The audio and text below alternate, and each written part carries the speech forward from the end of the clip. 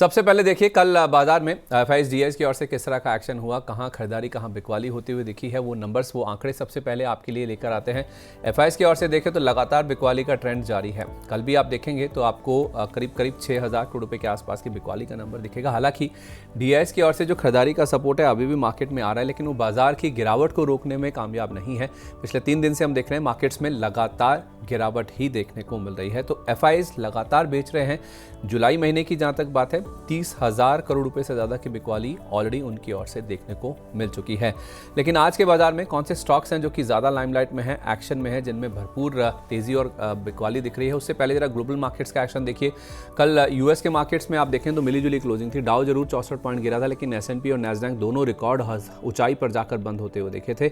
आज Asian markets में nervousness जरूर देखने को मिल रहा है। शांघाई, हैंग सेंग, निक्केई, इन सब में आप देखेंगे आपको लाल निशान के साथ कारोबार होता हुआ दिखेगा, क्योंकि यूएस और चाइना के बीच में जो ट्रेड वार्ता हो रही है उसको लेकर क्या क्लैरिटी आती है, क्या फैसला निकल के सामने आता है, आउटकम क्या आता है, उसके इंतज़ार में बाजार आप देखेंगे तो आपको एशिया के मार्केट्स आज थोड़ी सी कमज़ोरी के साथ कारोबार करते हुए नज़र आएंगे। बड़ा इवेंट है, 2 बड़ी इकोनॉमीज़ हैं दुनिया की, इनके बीच में जो ट्रेड वार्ता को लेकर क्या बातचीत होती है, क्या आउटकम आता है, उसका दुनिया भर के जो कारोबार है उसके ऊपर इम्पैक्ट आता हुआ साफ तौर पे नजर आएगा। लेकिन इस बीच हमारे मार्केट्स में कुछ स्टॉक्स अगर आप देखेंगे तो अरविंद फैशन, जिसका कल बाजार बंद होने के बाद नतीजे आए थे, स्टॉक आप देखिए पॉजिटिवली रिएक्ट करता हुआ दिख रहा है। 9% के आसपास की तेजी है। पैरादीप फॉस्फेट्स, इसके भी नंबर्स आए हैं, 8.5% की मजबूती स्टॉक में भी है।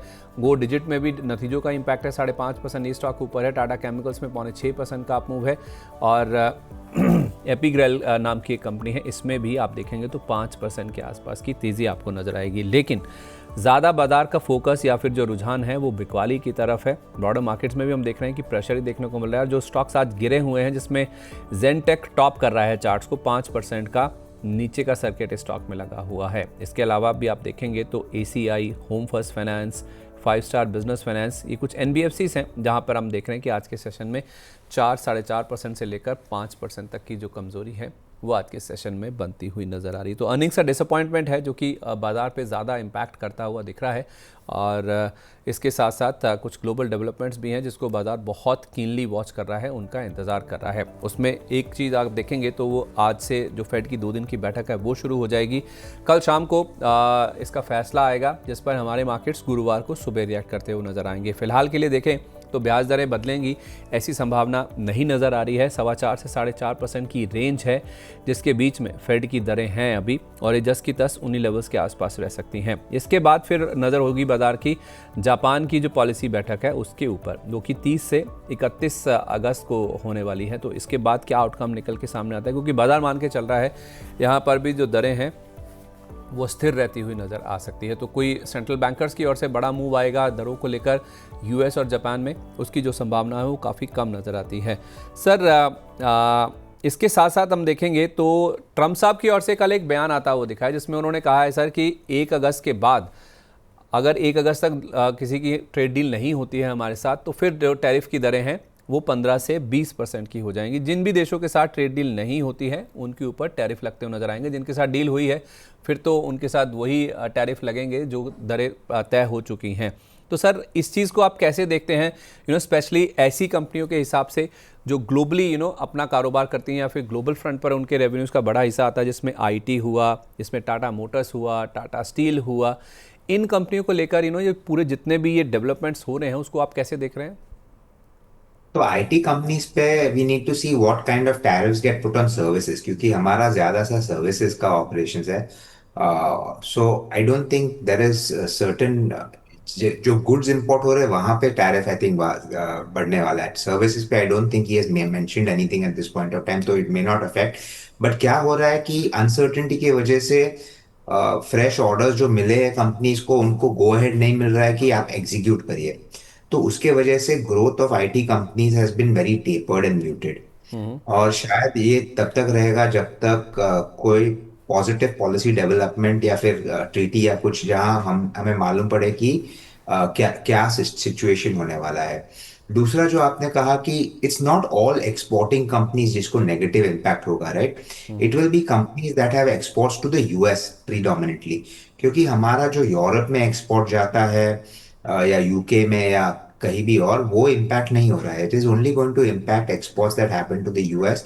वहाँ पे गारमेंट्स का थोड़ा सा इम्पैक्ट होगा, जो टेक्सटाइल मैन्युफैक्चरर्स यूएस में एक्सपोर्ट करते हैं, सर्टेन इलेक्ट्रॉनिक गुड्स जैसे एप्पल फोन्स और सब जो हम एक्सपोर्ट करना शुरू किया था, वहाँ पे एक थोड़ा सा नेगेटिव आ सकता है। So it will be companies that will face, that will cater to the US, क्योंकि India unfortunately has not been able to sign the trade agreement जो हम लोग का एक्सपेक्टेशन था कि एटलीस्ट कोई छोटा मोटा अग्रीमेंट हो जाए तो we don't get those high tariffs that affect us. अभी आपने जो टाटा मोटर कहा, I don't think Tata motor को इतना नेगेटिव इम्पैक्ट होगा, क्योंकि जो टाटा मोटर की एक्सपोर्ट होती है यूएस में वो जाती है यूके से, और यूके और यूएस का ट्रेड अग्रीमेंट तो साइन हो चुका है, या फिर it's agreed upon, it's just a question of signing it. I am not sure what the technicality is, but वहां पे इम्पैक्ट नहीं आएगा। So it will not affect companies that are doing business in Europe, जिसके manufacturing plants Europe में है। अभी मदरसन सुनी उनके मैन्युफैक्चरिंग प्लांट्स यूरोप में है, तो they will continue to export because their EU का ट्रेड एग्रीमेंट विद यूएस हो चुका है। So it will be exports that are happening from India, और वहां पे टेक्सटाइल्स पे एक आई थिंक इम्पैक्ट ज्यादा रहेगा। But we also need to see कि हमारे जो कंपीटिंग नेशंस है, बांग्लादेश ले लो, श्रीलंका ले लो, अगर वहां पे भी ट्रीटीज नहीं साइन होते हैं तो impact will be across the board for all of them. तो हम हमारा कंपेटिटिव एडवांटेज या डिसएडवांटेज नहीं हो जाएगा।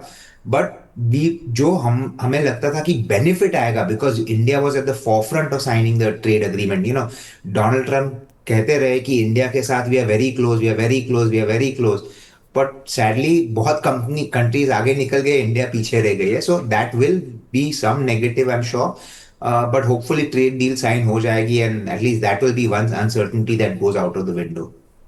ठीक है, ये तो सर टैरिफ की बात होगी। एक और चीज़ जो कि प्ले आउट कर रही है ना, जैसा मैंने शुरुआत में भी कहा सर, वो है कच्चे तेल की कीमतों में उछाल। और वो आ रहा है क्योंकि ट्रम्प साहब ने रशिया और यूक्रेन को जो सीज़ फायर होनी है उसके लिए जो डेडलाइन पहले सेट की गई थी 50 दिनों की, वो जो डेडलाइन है उसको कम करके अब 10 से 12 दिन पर ला दिया, यानी कि 2 हफ्ते से कम का समय बचा है एक पीस ट्रीटी करने के लिए रशिया को, स्पेशली यूक्रेन के साथ। अगर ऐसा नहीं होता है तो फिर जो सैंक्शंस हैं वो और ज़्यादा बढ़ते हुए नज़र आ सकते हैं। जैसा आप पे भी हाईलाइट कर ही रहे थे सर कि हम फिर कहाँ से कच्चा तेल लेंगे, क्योंकि बड़ा तबका है हमारा जो क्रूड इंपोर्ट का, हम रशिया से करता है। आई थिंक 40% प्लस क्रूड हमारा वहीं से ही आता है। तो उस केस में सर हमारे लिए ये कितना दिक्कत वाली बात है एज एन इकोनॉमी, और उसके साथ साथ ये जो आईओसी, बीपीसीएल, एचपीसीएल जो कि रिफाइनिंग के कारोबार में है, उसमें एमआरपीएल और चेन्नई पेट्रो को भी ऐड कर लें अगर हम, तो जी, ये नेगेटिव बहुत बड़ा है। वही तो मैं आपको इनिशियली कह रहा था, because if Donald Trump goes through with जो उन्होंने चेतावनी दी है कि 10-12 डेज में, क्योंकि Russia I don't think is going to call for a truce in the next 10-12 days. उनको उन I don't think they are interested in और they care about it, right. वो यूएस से डरने वाले से नहीं है, क्योंकि they've already got sanctions from lot of the European countries and a lot of the US, and वो सब सैंक्शंस तो ऑलरेडी है। It is the question comes is will China and India, और जो कंट्रीज रशियन क्रूड इंपोर्ट कर रहे, will they stop importing crude from Russia, and will that affect Russia? तो China मेरे हिसाब से is not going to do it, क्योंकि China के साथ वेरी क्लियर एक यूएस का प्रॉब्लम हुआ है जो आउट इन दी ओपन है, कि China is the global producer of rare earth, right. और यूएस में जो रेयर अर्थ का प्रॉब्लम था, उसके वजह से ही US agreed to drop all their high tariffs against China. अगर वो चाइना पे वापस ऐसा कुछ डालेंगे और चाइना ने बोला हम रेयर अर्थ नहीं भेजेंगे, तो I think it is back to square one for Donald Trump. India की सिचुएशन थोड़ी और डेंजरस है, क्योंकि इंडिया अगर नहीं मानती है यूएस की बात और वो सैंक्शंस लगाते हैं, it definitely affects us negatively.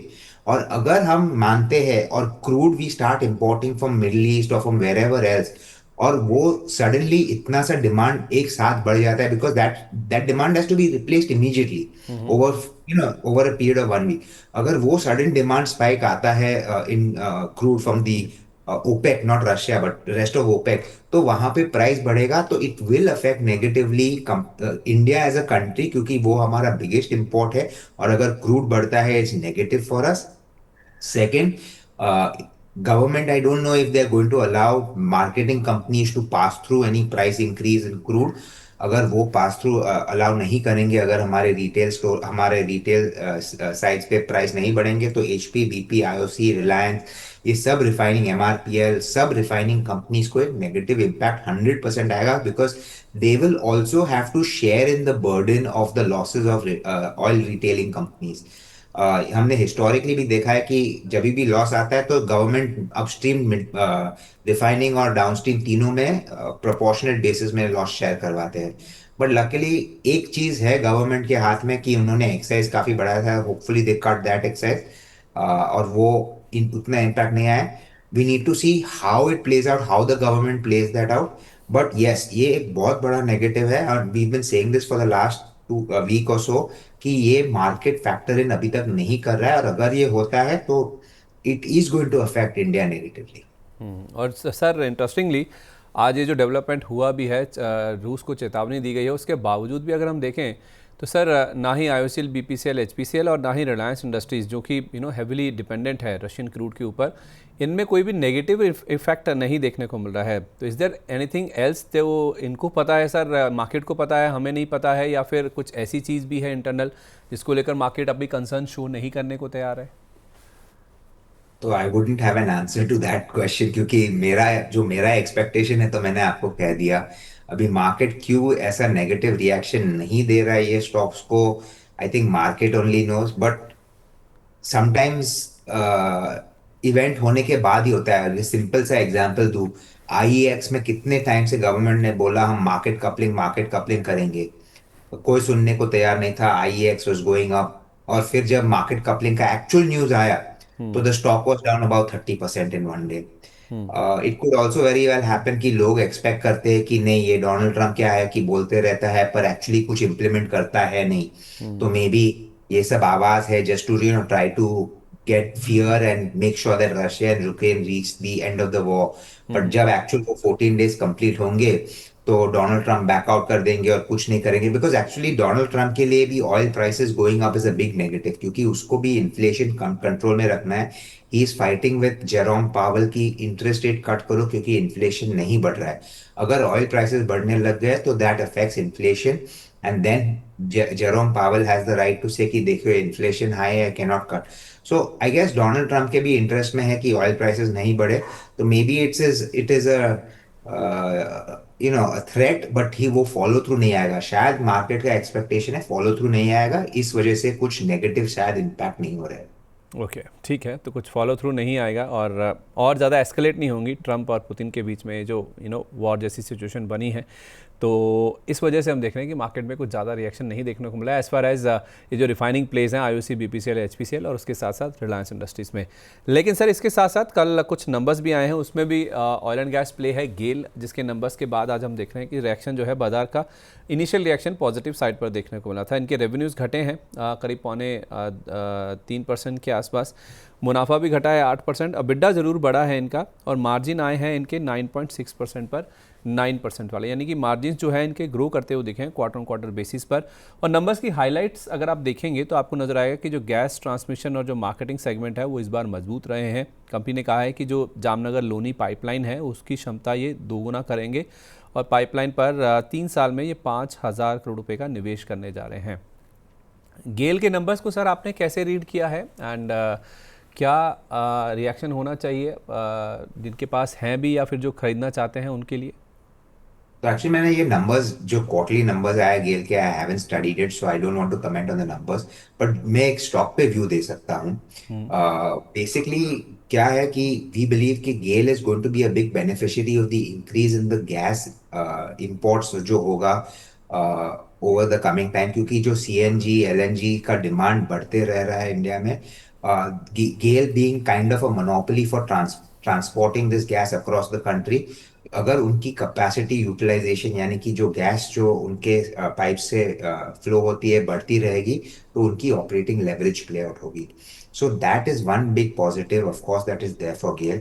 And we believe के उनका जो इन्वेस्टमेंट पहले से हो चुका है, we start sweating out and earning better returns going forward. तो गेल में हमारा व्यू पॉजिटिव है, but I haven't seen last quarters results, तो मेरे को क्वार्टरली रिजल्ट्स पे कमेंट नहीं करना है। ठीक है, व्यू पॉजिटिव है नंबर्स को छोड़ के अगर आप देखेंगे। वारी एनर्जी सर, इसके नंबर्स अगर आपने देखे हो, कल बाजार बंद होने के बाद जो नंबर्स आए हैं, नंबर्स अच्छे दिख रहे हैं। इनका 30% के आसपास रेवेन्यू बढ़ा है, मुनाफे में ऑलमोस्ट 90% का ग्रोथ इन्होंने रिपोर्ट किया है। 745 करोड़ का नंबर है जो कि इस बार रिपोर्ट किया गया।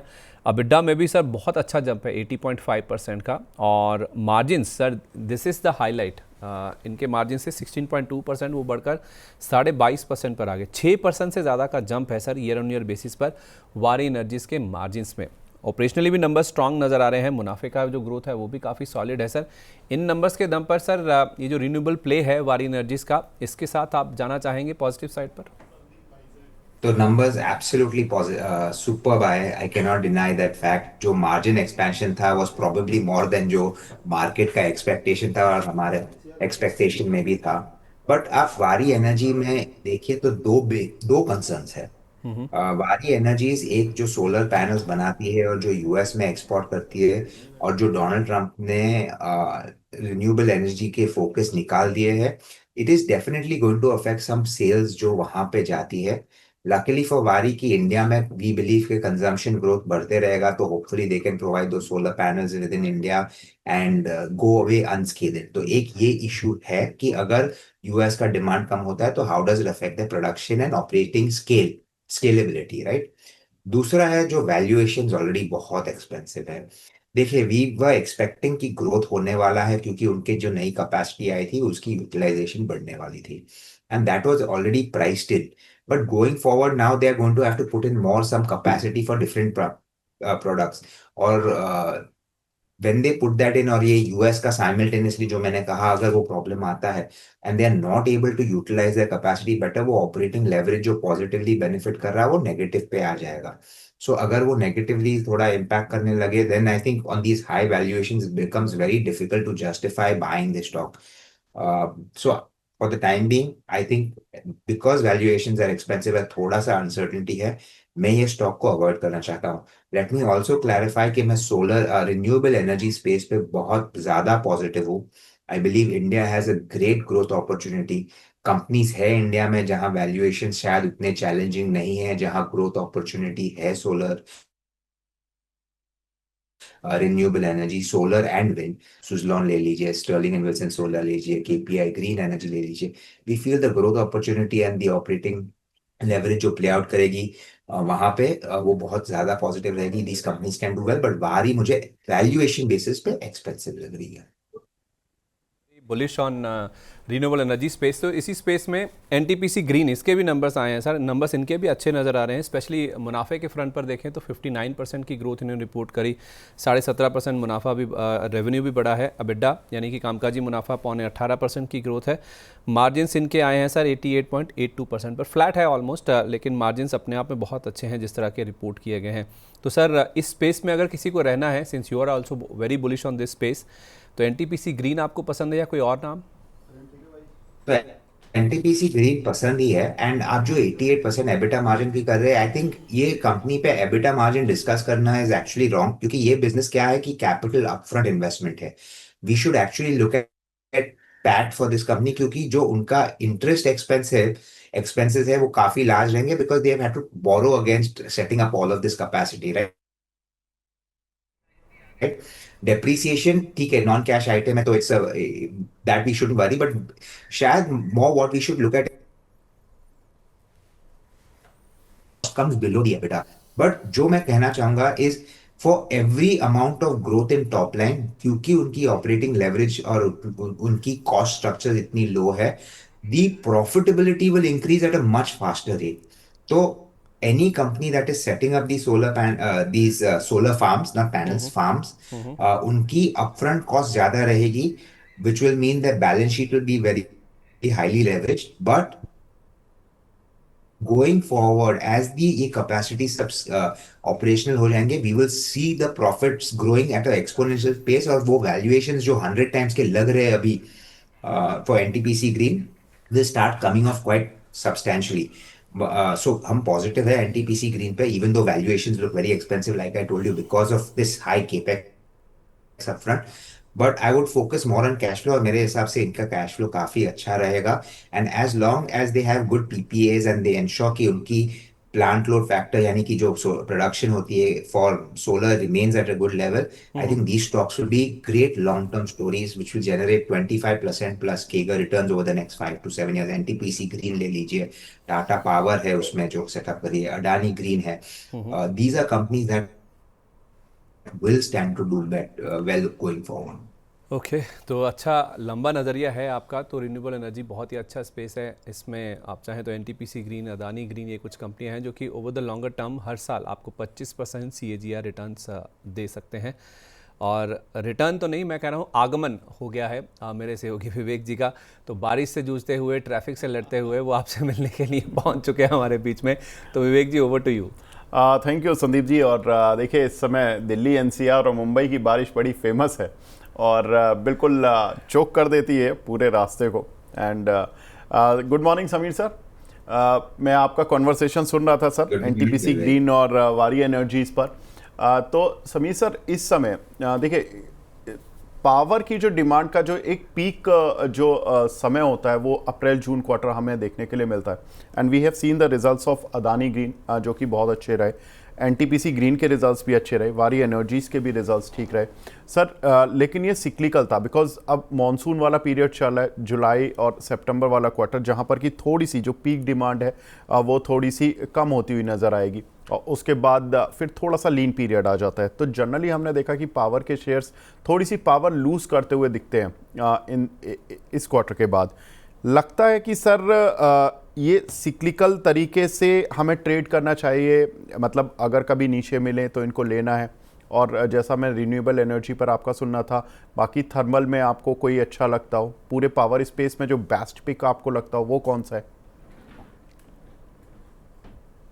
तो विवेक जी, हम लोग आपके साथ काफी टाइम से बात कर रहे हैं। I don't invest for 1 quarter results और 2 quarter रिजल्ट्स।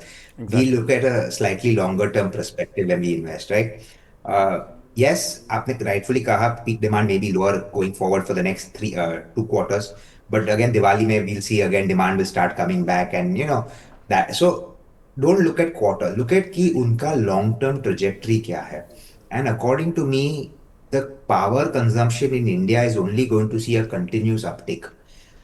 जो हमारे मैन्युफैक्चरिंग बढ़ेगी, we are trying to do make in India, we forget everything. जो रिटेल एंड पे पावर कंजम्पशन, एसीज घर में बढ़ रहे, वॉशिंग मशीन्स आ रहे, ovens आ रहे, so the power demand for end consumer is also going to keep increasing. So these companies जो ये सेटअप कर रही है is going to definitely benefit. फिर जो हम इलेक्ट्रिक व्हीकल्स की बात कर रहे हैं, so there consumption of power is, so power growth if you look at it, we believe is going to have a steady 8 to 10% growth year on year going forward.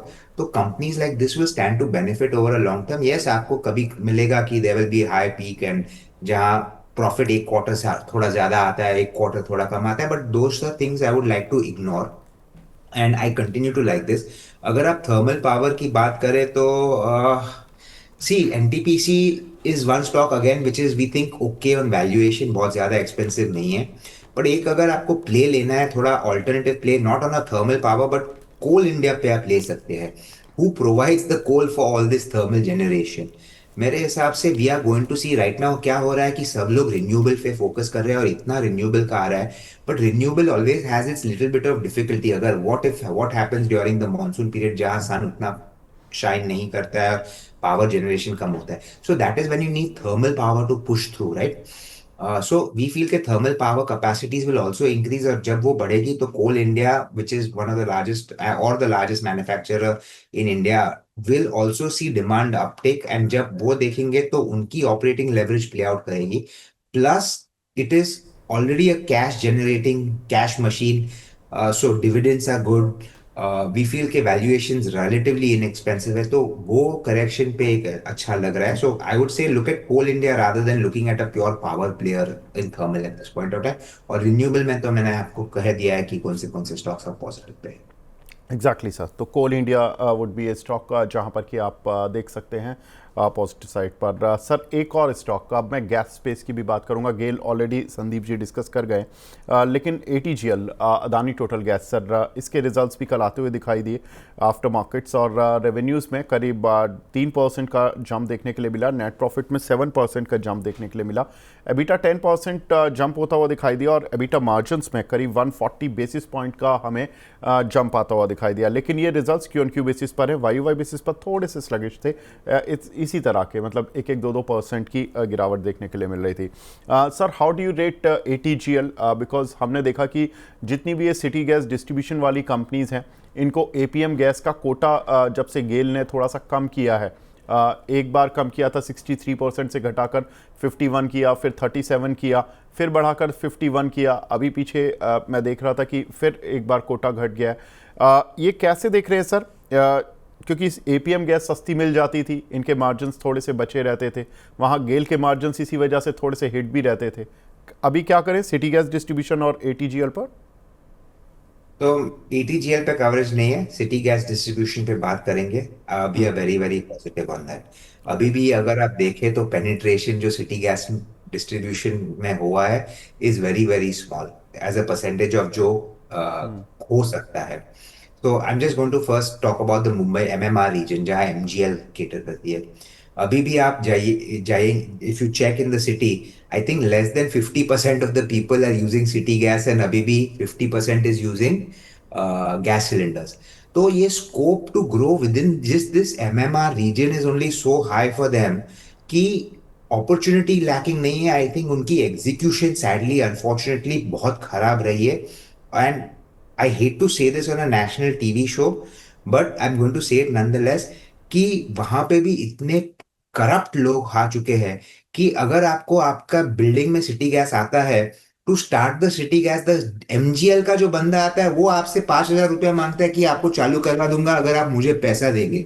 So if the management gets its act together, I think MGL और ऐसे companies को growth opportunity की कमी नहीं है।